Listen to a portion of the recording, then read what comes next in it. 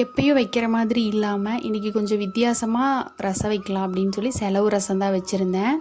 Pan வச்சு தேங்காய் எண்ணெய், 10 சின்ன வெங்காயம், 10 பூண்டு, கொஞ்சம் சீரகம், கொஞ்சம் குருமிளகு, கொஞ்சமாக கொத்தமல்லி, அப்புறம் அதுக்கு ஒரு வரமிளகா, கொஞ்சம் கருவேப்பிலை போட்டு நல்லா வணக்கி அதை கூழாகிறதுக்கு வச்சுக்கிட்டேன். சைட்லேயே அவரைக்காய் பொரியல் பண்ணிகிட்டு இருந்தேன்.